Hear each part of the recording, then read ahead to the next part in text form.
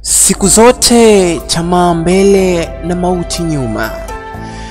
Jina langu naitwa Robi, maarufu kama chuma cha bodaboda. Kazi yangu ni kuhudumia abiria wa usiku. Wengi walinipenda kwa ucheshi, uaminifu na ujasiri wangu.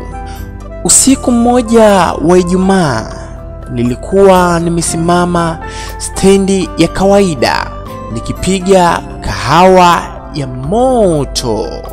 Saa ilikuwa yapata saa 7:30 usiku nilipotokewa na msichana mrembo sana aliyekuwa kavaa gauni jeupe lililong'aa kama mwezi vile.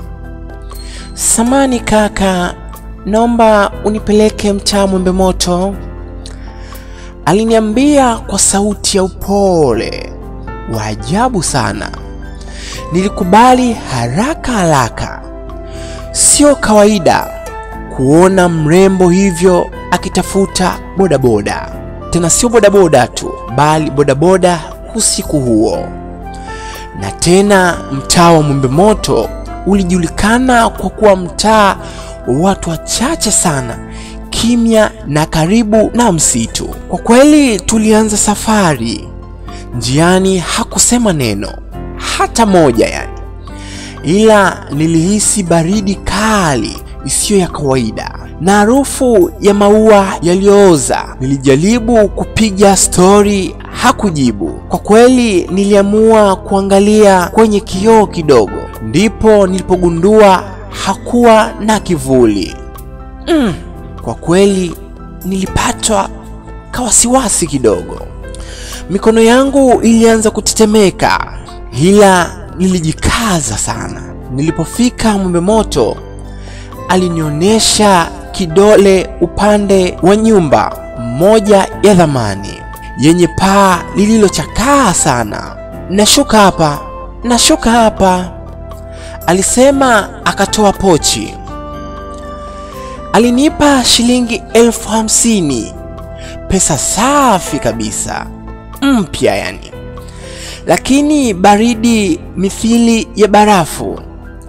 Alinitazama kwa macho mekundu yasiyo na mboni, kisha akaniambia, "Kuna wakati utahitaji msaada wangu, nitakutokea tena." Kisha akaingia ndani ya giza. Niliwasha pikipiki yangu na kuondoka kwa kasi ya ajabu. Siku zilizofuata, ndani ya siku 3 hivi, maisha yangu yalibadilika. Nilipata abiria wengi. Ajabu, kila safari wananipa hela nyingi sana kupita kiasi. Nikaweza kununua bodaboda mpya ya kwangu, hata kufungua duka la vipuri. Lakini kila usiku nilikuwa nikiota msichana yule akiwa juu ya paa, ananiita kwa sauti ya kuzimu. "Ulinikubali usiku mmoja, muda wangu unakuja."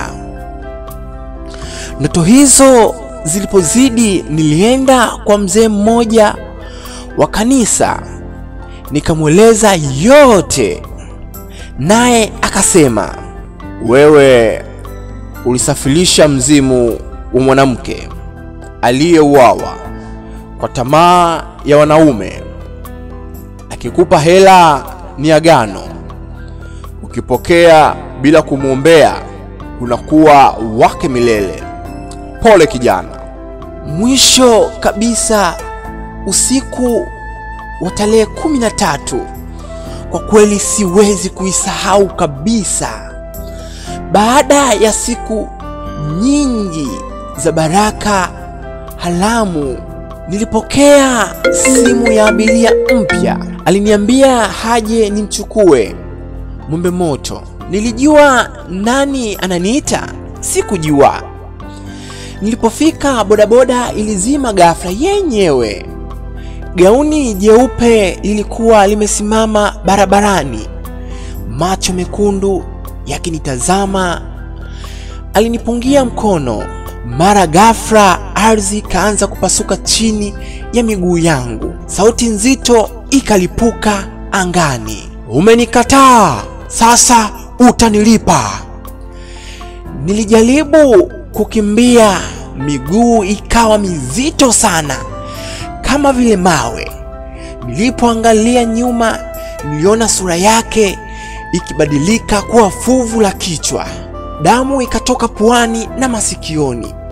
Nilipiga kelele kubwa sana, msaada, msaada, msaada jamani! Ghafla nilishtuka.